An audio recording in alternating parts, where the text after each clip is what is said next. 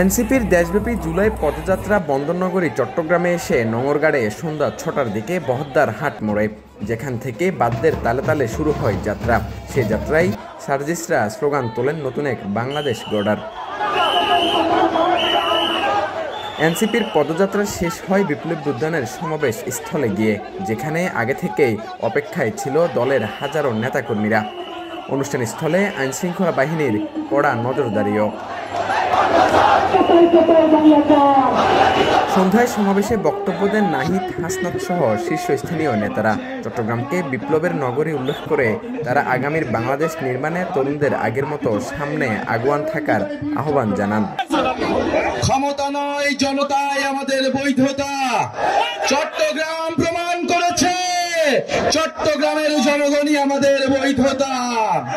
বাংলাদেশের অর্থনীতির লাইফলাইন হচ্ছে এই চট্টগ্রাম, বাণিজ্যের লাইফলাইন হচ্ছে এই চট্টগ্রাম।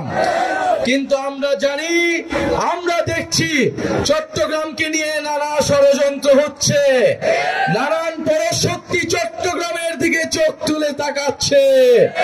সমাবেশে এনসিপির নেতারা বলেন, তারুণ্য চায় নতুন এক রাজনৈতিক বন্দোবস্ত। জুলাই শহীদদের রক্তের উপর দাঁড়িয়ে সব ষড়যন্ত্র মাড়িয়ে নতুন বাংলাদেশ গড়ার দীপ্ত শপথ নেন তারা।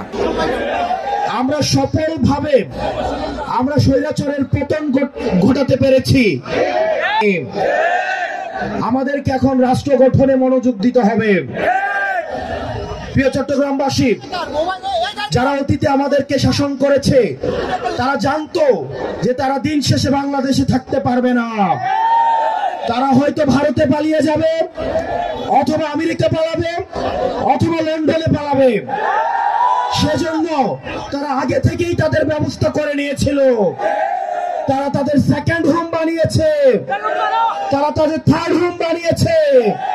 কিন্তু আমরা যারা বাংলাদেশে থাকবো, আমাদেরকে বাংলাদেশকে নিয়েই ভাবতে হবে।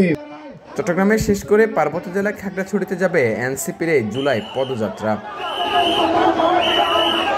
আহমেদ শারজিল, পতাকা প্রহরী, চট্টগ্রাম।